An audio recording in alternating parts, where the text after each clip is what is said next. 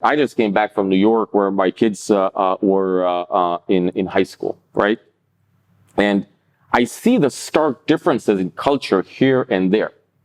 And I think that it's the culture and it's the military and other things that created this amazing tech industry in Israel that's becoming more powerful, more diverse, more mature, and more impactful.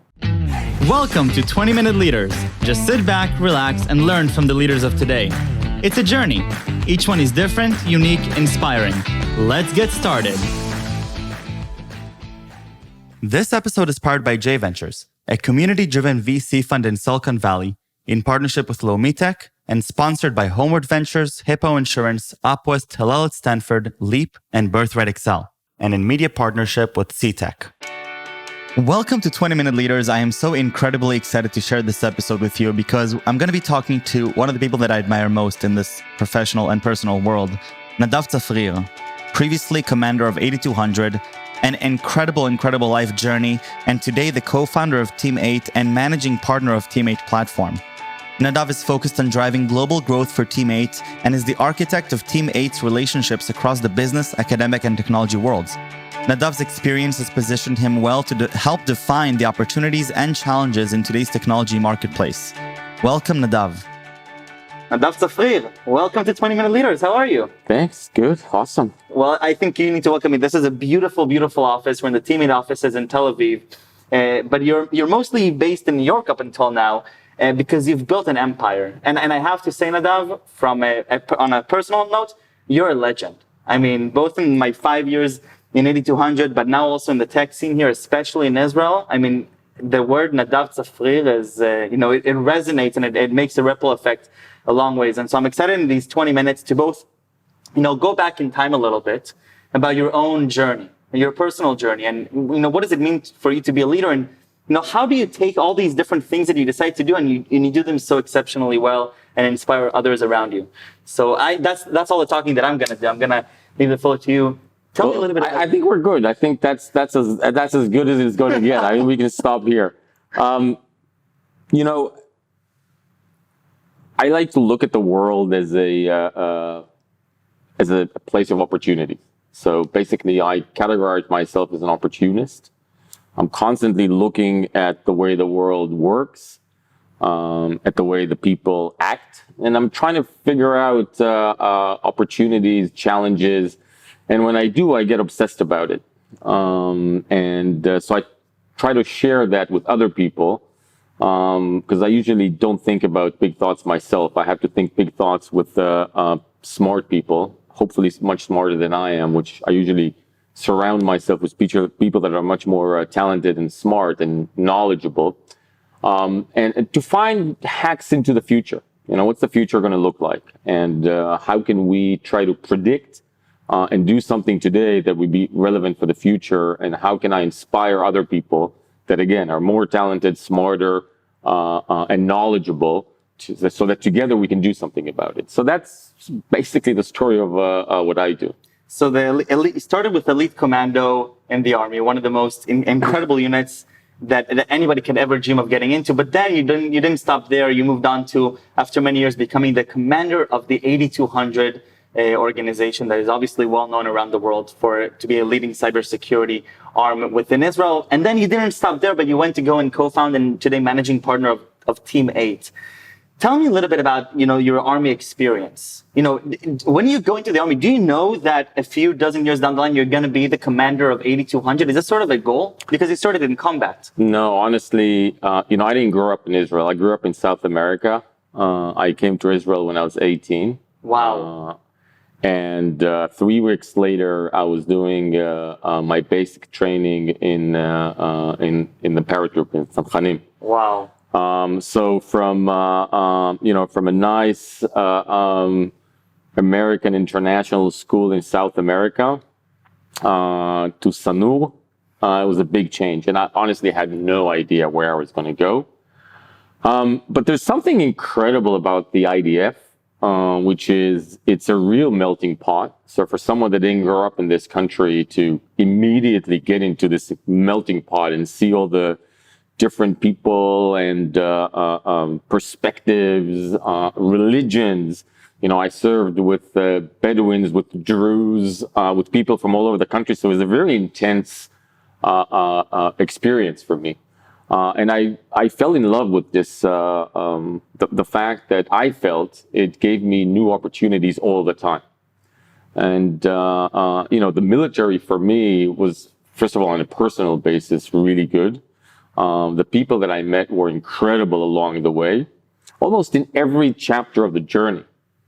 And when I look back at my 25 years of service, I'm probably one of the luckiest bastards that ever joined the IDF, because I found myself in areas where things were reaching a kind of a plateau in terms of their relevance. And since what I like to do is try to look into the future, understand what we're doing right now, and try to plan for the future, for me, it was Disneyland. I mean, so one of the reasons I mentioned before that the name Nadav Zafrir is a legend, especially in the Army, because we, you know, when we think of Nadav Zafrir, it's a pioneer in the cybersecurity space, leading a new era of what it means to work in the cyberspace. But I want to go back to that moment that you're 18, 3 weeks into landing in Israel, you find yourself in the paratroopers. You know, I remember my entrance into the IDF, and I grew up most of my time in Israel. It's hard. I mean, the transition is hard. Mentally, it's hard. Yeah. What is the personality trait that you look back to that, you know, you looked so optimistically about, you know, the boot camp? You're not sleeping, you're not eating, you're running, it's really hard. No, I don't want to sugarcoat it. And when I was in, Sanur was, okay, Hamam el Maliach, which is the next stage, was pretty miserable. So let's not sugarcoat it. You know, as a child growing up, I was what today you would consider a chnun or a geek. You know, I got my first computer, I think, in 1980, probably 1981 or 2. Wow. It was a Commodore 64. And I started coding in BASIC, and it blew my mind. It blew my mind that you could actually write something and the machine would do something. And so, you know, I spent a lot of time doing that. So when I came to Israel and they asked me what I like to do, I said, you know, I like computers. And as I was jumping out of perfectly good airplanes, I always try to understand, you know, what's the connection here? Wow.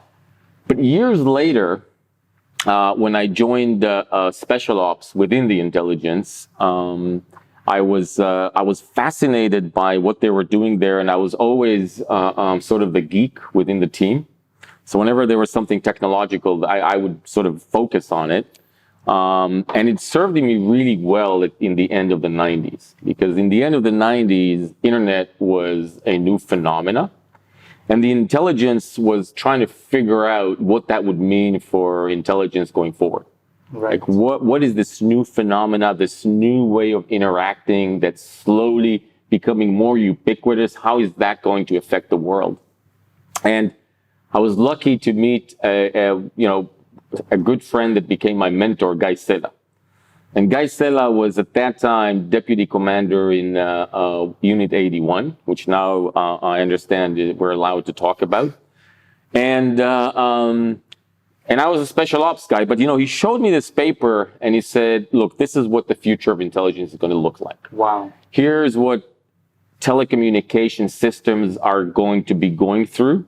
Here's the internet, and here's how things are going to change. And this is my vision. And that became sort of a blueprint for many of the initiatives that the intelligence started to work on. And it led to a very fast pace of change. And it led to new ways of collaborating between 81 and 82, between 81, 82 and Mossad, between 81, 82, Mossad and Shabak. And all that became sort of a multiply. And I was very, very lucky. I was very lucky because amongst the combat guys, I was considered a really good technologist. And amongst the technology guys, I was considered a superior combat guy. Yeah. I was mediocre at both. But it turned out that they were looking for someone that could sort of take these two things together, because it was believed back then that in order to do operations in the internet, what now we call cyber, you need the operations background, mentality, right, theory, etc. And so I joined Guy Sela, in 81, we built the first couple of teams. We started bringing people in, and we started exploring, with this new phenomena that was called the internet. And, we were sort of we were just a sliver of what the whole picture was. But as we grew it, we understood the relevance and the potential. And at the same time, another phenomena happened that had nothing to do with technology, which is that our rivals also changed. So from nation states and strategic early warning, we saw a shift into non-nation states, quasi-nation states. Terrorism became ubiquitous and a big threat, not just a nuance or a nuisance. And Iran became, the sort of the top at the top of our agenda, and where we no longer have a border with them. So now we need to deal with these quasi-nation-state terrorist groups. So it's many. And now we need to deal with FAR, which is Iran. And all of these are starting to get more and more comfortable with taking advantage of this new phenomena that we call the internet, which gives them state-of-the-art command and control that they are leveraging very fast at zero cost. And then comes 9/11. Wow.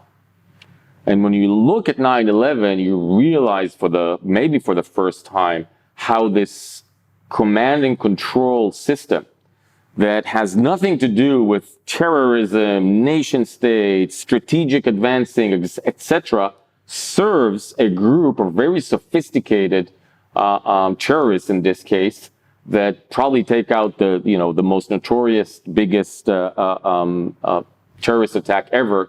And when you look back, you understand that the command and control under this is mostly through the internet, which I claim they could not have done without the invention of the internet. Wow. And so all this came together, and we started to take advantage of it for our cause. And that's sort of the birth of what today we call cyber.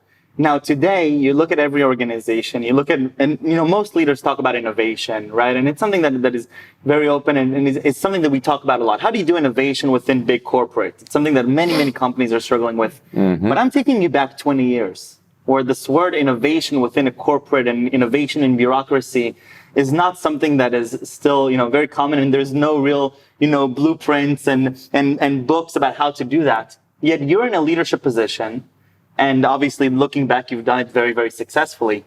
In leadership positions within these elite units, what does it distill to? How do you bring innovation within research and development, not just in a bureaucratic company, in a military setting, in perhaps one of the most structured companies in the world? Yeah, it's counterintuitive, but innovations in organizations like 8200 is very simple.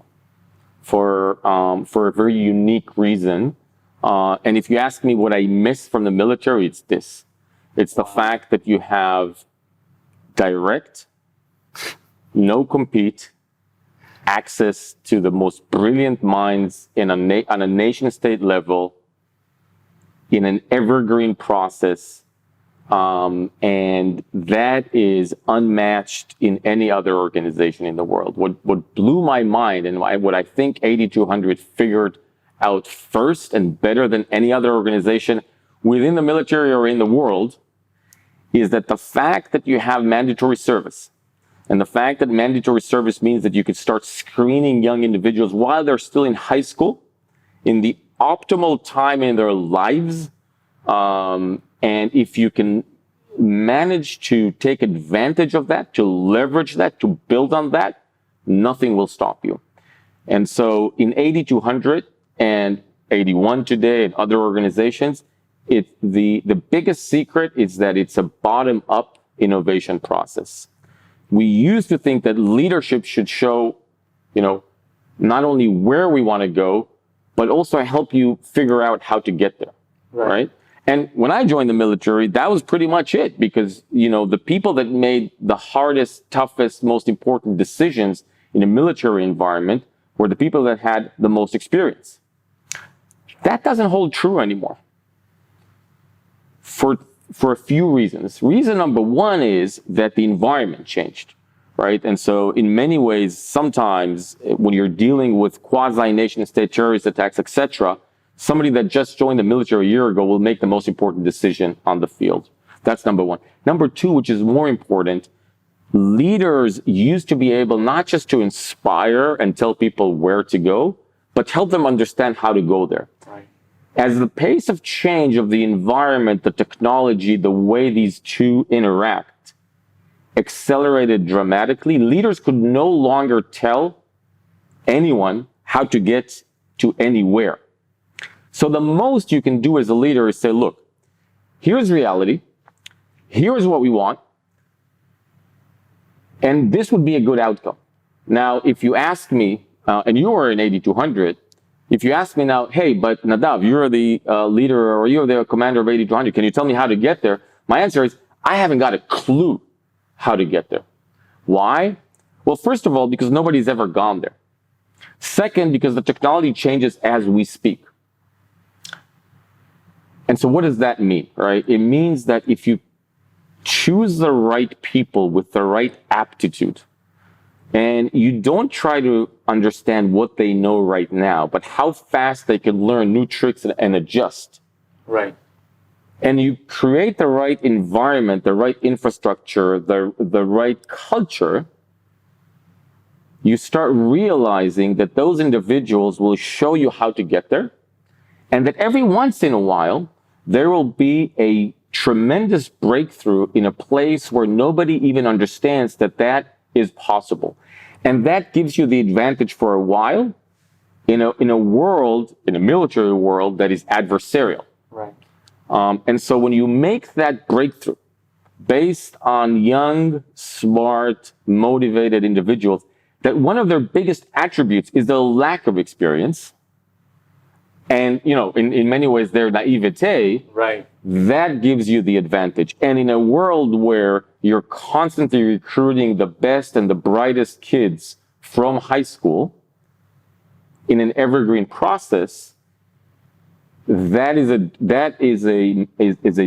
a drive that is unprecedented.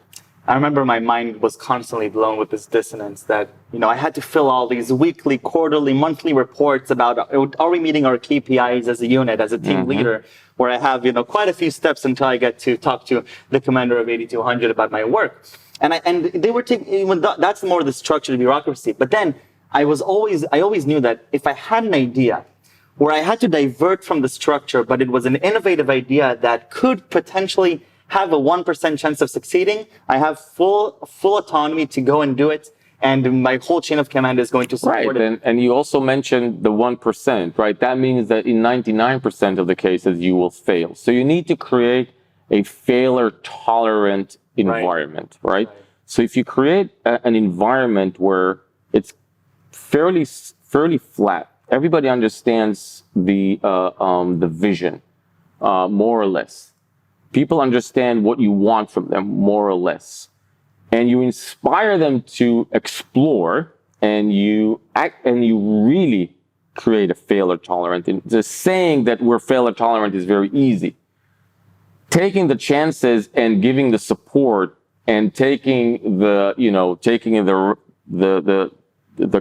understanding that there may be serious consequences and living with that, embracing that, is tough.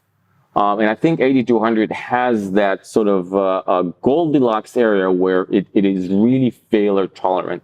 And it really inspires young individuals to take chances and to constantly push the envelope or to constantly push the borders of what you're already doing. By the way, one thing that I would tell leaders is, tell them, here's where we want you to go. We don't know how to get there. Just don't tell them that we've tried a dozen times and failed. Keep them, that naivete works in your favor, right? And magic happens. Right. If you have that ability to recall the right people from the high schools, and you have a very short loop to understand if your prediction actually worked, then your precision constantly gets higher. I love it. Right? And sort of we were doing machine learning without understanding that we were doing it. I was just about to say. Now, what does all this mean now? So today you're working with founders, you're working with leadership teams within cyber companies that you either help create or invest in. Taking all this experience, whether it's from command to special forces, South America to leading the cyber organization of Israel, what does this mean today with Team8? Well, it goes beyond Team8 and then sort of obviously that's where I spend most of my time. But if you think about it generally from a very strategic level, on a global level, we have seen unprecedented change, and I think we haven't seen anything, right? I do believe that we are about to hit the hockey stick effect of the exponential effect of digital and digital transformation. And I think that in some ways we are going to experience what we did somewhere in 2007 or 2008, where by coincidence, different technologies matured at the same time. I think we are at a place where this happens. If you think about AI and machine learning and the potential of new technologies and the cloud that has become, the totally prevalent and ubiquitous, etc. I think we haven't seen anything yet. I think COVID accelerated all that dramatically and sort of brought the time closer to where we are right now. And I think we're going to see great change. So from that perspective, I think technology, digital transformation is going to have a larger effect than ever on our lives. I think that what we've seen in the last 2 years just gives us a glimpse of what's possible, right? If you just look at the last 2 years, I mean, we transformed from 95% of the people working in an office space to 95% of the people working remotely, based on a digital infrastructure that if you would have asked me 2 years ago, what do you think? Is there a possibility that everybody's going to work from home and the world will still be running more or less? My answer would be, no way, this is going to collapse. But here it is, right? We have managed to do two things that are bring a lot of optimism, for me at least. One is the fact that we've managed to work remotely through this global pandemic. And two, if you look at the advances in medicine and specifically the ability to come up with vaccines in an unprecedented short time, a lot of this has to do with the access to data and the ability to process data using far better abilities to process the data, to store the data, the algorithms that come in it, etc. And I think that's going to affect every field of life, from climate and energy, to medicine, to cyber, to e-commerce, to mobility. All these are going to be affected dramatically. So that's from a global perspective. And I want to take this one step further. We're in Israel in a place of, I call it privilege or luxury, where we got to experience life, in the physical sense. And we had a pretty good life. We could have gone to the doctor. We could go to the supermarket. The reality is that the majority of people in the world don't have access to a doctor in their city. And with this whole digitalization, we're actually bringing in billions of people into our economy and into the life that we knew before. Okay. Absolutely. But we have another privilege as Israelis. We're at the forefront today of the ability to have a global impact, to actually make billions of lives more, included, informed, and hence better, more meaningful, healthy, etc. And Israel, in different fields, is at the forefront of that. Yes. And that's not just, that's just not just privilege. That also brings a lot of responsibility. By the way, going back to our discussion about 8200, I think, and the military, generally speaking, I think is one of the pillars of where we are today. Yes. And when we decided as a nation, back in the 40s, that we need mandatory service, nobody thought that would create the actual driver of the Israeli economy. But here we are, many decades later.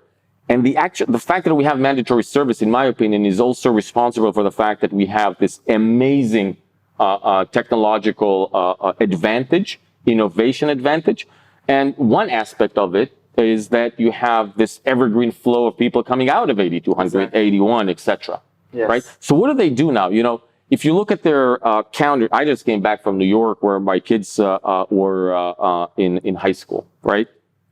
And I see the stark differences in culture here and there. And I think that it's the culture and it's the military and other things that created this amazing tech industry in Israel that's becoming more powerful, more diverse, more mature, and more impactful, right? And so when I look at the global, problems, opportunities, challenges, whatever you want to call it, when I look at Israel's position, which is unbelievably unique, and this evergreen push of talent that comes from organizations like units like 8200 and others, there's an opportunity here. One of the things that we realize in Team8 is that this opportunity is, you can look at the numbers, you can look at the impact. This is probably the best time of the Israeli tech ecosystem ever. However, I think we can do much better. I think that early stage ventures haven't changed in the way they are put together for decades. In many ways, the sieve that we look at to identify entrepreneurs is broken. For a few reasons. I'll mention two. One is capital has become commoditized. And so the fact that entrepreneurs needed to compete for capital, today it's the opposite. Right. Capital competes for entrepreneurs, right? So what does that mean, right? What does that mean? It means that you have to find a new way to deploy capital, right? The second thing is the fact that everybody pretty much has access to the same information.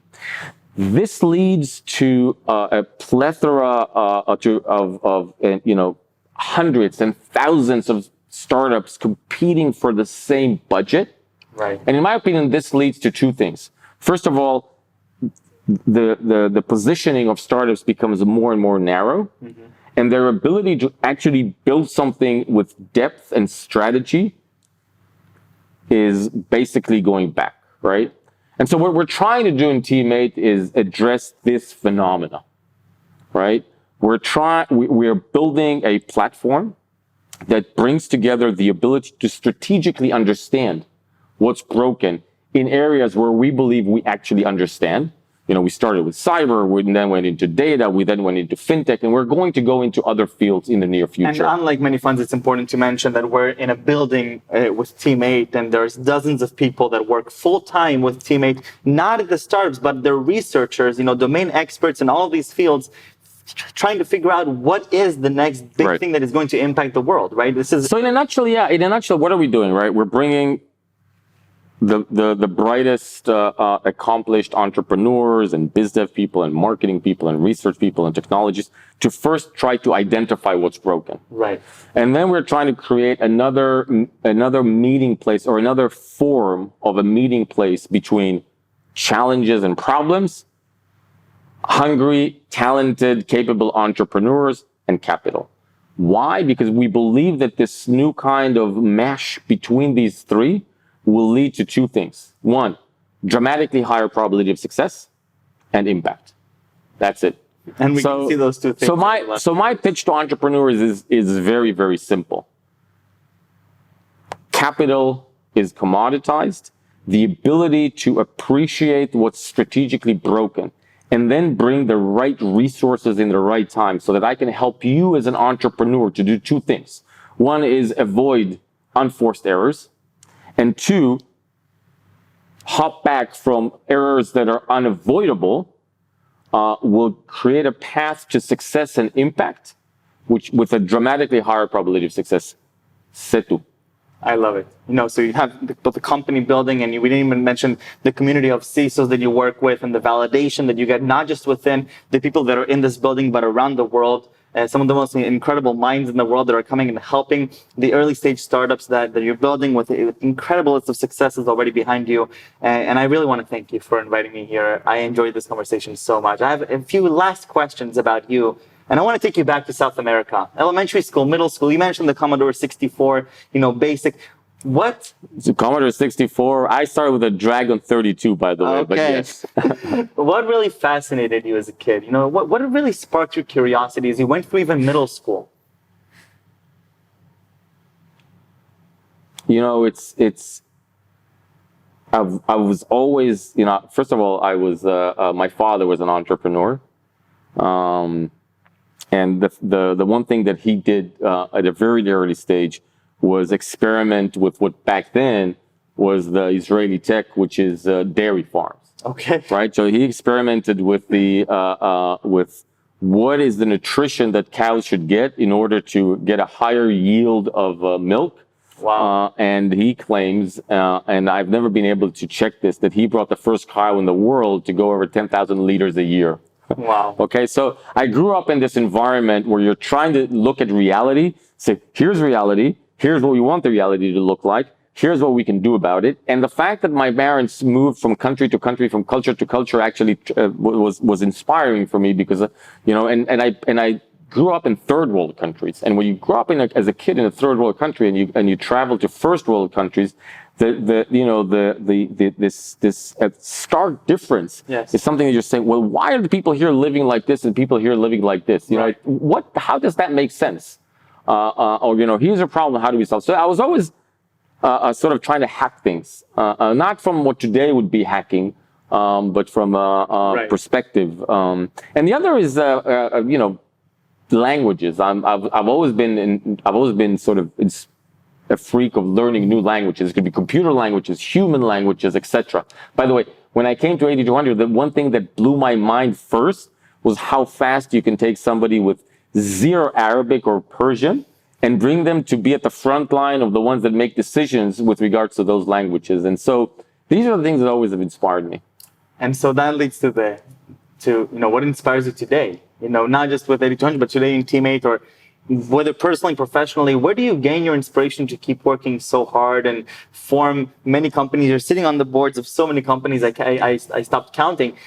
What inspires you there? I'd say the following. Look, the world is screwed up, right? You look at a field that I'm working on today, which is cyber. You look at climate change. We from on the one side, we probably never had bigger challenges or threats. Again, look at cyber. We're seeing enterprise and even SMBs having to deal with similar problems that only 10 years ago nation states had to deal with, right? On the other hand, we're looking at climate, right? And we're saying, you know, we're almost at the end of a really bad trajectory for the world. On the other hand, we have these incredible capabilities, which are also available to all, right? Think about the world in the next 10 years when quantum computing becomes a reality.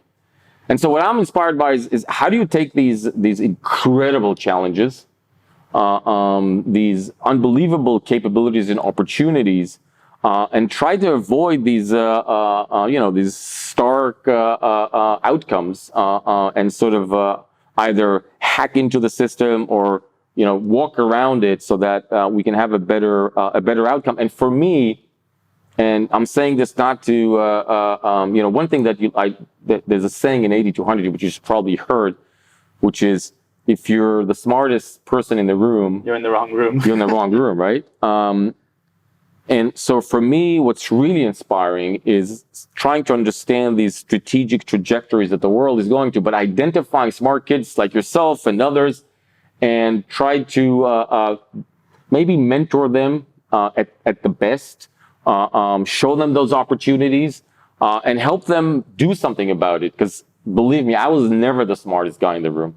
But trying to put together these minds that have the critical diverse mass of knowledge, inspiration, whatever you want to call it, motivation, and do something about it, whether it's in cyber, in energy, in climate. That's what gets me up from bed in the morning. I love it. And if I were to ask anybody here, whether it's Liran, Sarit, Israel, anybody in Team8 or any of the companies that you work with, who is Nadav in 2-3 words? How would they describe you? Unfortunately, they would tell you that I'm chaotic. Okay. I don't think I they're can right. believe that. I don't think they're right, by the way. I like to work at the edge of chaos. Okay. I don't believe in hierarchy, and I don't believe in a very rigid That's coming process. from somebody who was 25 years in the military. I never believed in rigid processes. I never believed in a hierarchy, because when you're at a world that's changing so fast, you must leave a lot of balagan. That's one of the reasons that we're thriving as a nation, Right. because of the balagan. Now, of course, if it's only balagan, if it's only chaos, then it's entropy, and then there's nothing. Organized chaos. If you can do organized chaos, or what in the theory of complexity is called the edge of chaos, Yeah. unbelievable things happen. And sometimes they happen naturally. Theory of complexity comes from nature, like the bees and whatever. And sometimes you just have to help it a little bit. And so what they would say is that I'm very unstructured and sometimes chaotic. I like to tell them it's the edge of chaos. And I'm just going to add the word leader because, this show, I started at 20-minute leaders, trying to find leaders and what makes them leaders. And I gained so much inspiration in these more than 20 minutes, but I loved every second of it. So thank you very much, Nadav. Thank you. That's great. Thanks. Bye-bye.